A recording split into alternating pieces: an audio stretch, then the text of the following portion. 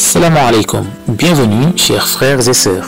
Aujourd'hui, on va parler de l'islam et le pouvoir. La question du rapport entre l'islam et le pouvoir est inséparable du développement historique qu'a connu cette religion à travers les siècles. L'histoire de l'islam risque à son tour d'être difficilement compréhensible sans le rappel des règles et principes religieux fondamentaux qui constituent les matériaux du débat relatif à notre sujet. Au début, à l'âge de 40 ans, Mohammed a commencé à la Mecque à recevoir par l'intermédiaire de l'ange Gabriel la révélation de phrases inspirées par Dieu.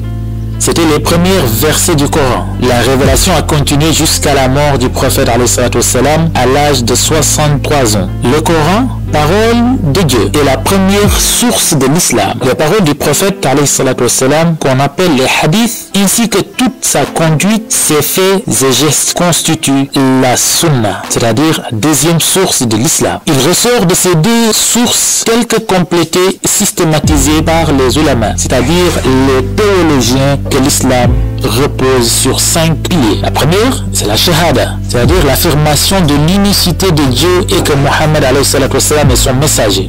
La deuxième, c'est la prière, à raison de 5 fois par jour. La troisième, c'est le jeûne, c'est-à-dire l'abstinence pendant toute la journée au mois de Ramadan. La zakat, qui est l'aumône proportionnelle aux revenus au profit des pauvres ou de l'État. Et la cinquième, c'est le pèlerinage à la Mecque une fois dans la vie pour ceux qui le peuvent. Retenir que le prophète Mohammed a prêché paisiblement pour sa religion à la Mecque pendant une dizaine d'années. Il a rencontré une hostilité de plus en plus grande de la part des Qurayshites, tribu dominante qui s'apprêtait à l'assassiner quand il a organisé Al-Hijra, son voyage vers la ville de Médine, où un groupe de partisans l'attendait pour l'accueillir et le protéger, ainsi que ses premiers compagnons. À Médine, la communauté de croyants s'est organisée pour parer aux attaques des Qurayshites et leurs alliés. Plusieurs batailles ont eu lieu et les Médinois étaient tantôt attaqués, tantôt attaquants pendant toute cette période. Le prophète initialement guide religieux, a dû jouer le rôle de chef à Médine et par la suite de chef à tous les musulmans jusqu'à sa mort 13 ans après. Cet embryon d'organisation est assimilé aujourd'hui par les militants islamistes à la constitution de l'État islamique dont le prophète aurait été le fondateur et le premier chef. Et après le décès du prophète, les musulmans ont vite choisi un nouveau dirigeant qu'on a appelé Khalif, ce qui signifie littéralement successeur. En effet, la révélation étant terminée, personne ne pouvait succéder au prophète en tant que tel. Le calife devait seulement diriger la communauté sur le double plan spirituel et temporel.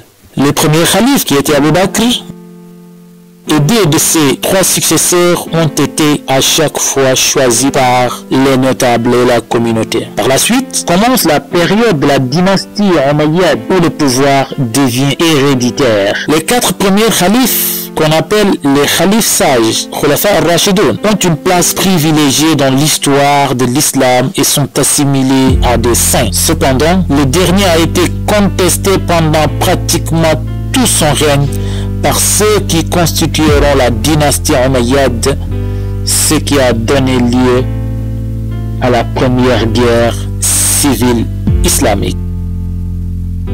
À la suite de cette discorde, à partir de la mort du 4e calife, Ali ibn Abi Talib, les musulmans vont se diviser entre sunnites, chiites et kharijites. Ces derniers ont des conceptions et des pratiques très rigoureuses, très minoritaires dans le monde musulman. Ils sont concentrés dans la ville de Qardoya,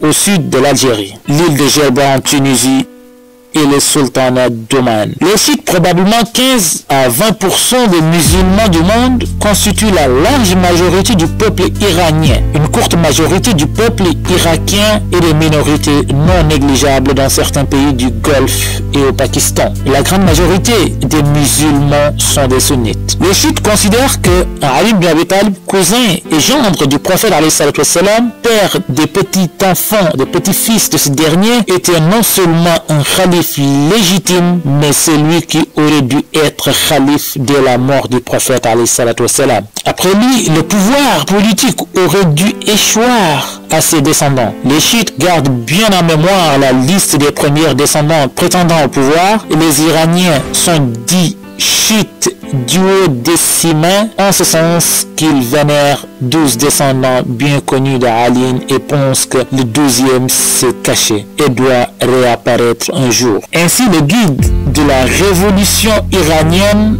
n'a été le faqih, au-dessus du chef de l'État, qu'à titre provisoire en attendant le retour de l'imam caché. Inversement, les sunnites, tout en vénérant Ali et en considérant que son assassinat et celui de certains de ses descendants ont été injustes, n'en considèrent pas moins que l'ensemble des 4 khalifes sages étaient des gouvernants légitimes. Les Omeyyades, qui ont combattu Ali, fait tuer son fils Hussein et mis fin à l'expérience des khalifes sages, ont bien été usurpateurs. Mais malgré tout le respect qu'on doit aux descendants du prophète, il n'y a pas de raison de les préférer aux autres dans le choix des gouvernants. Ce conflit qui opposait 2 camps qui ont chacun un argumentaire digne d'intérêt est bien compréhensible si on se place dans la période des premières décennies qui ont suivi la disparition du prophète alayhi salatu wassalam. Mais ce conflit est essentiellement politique.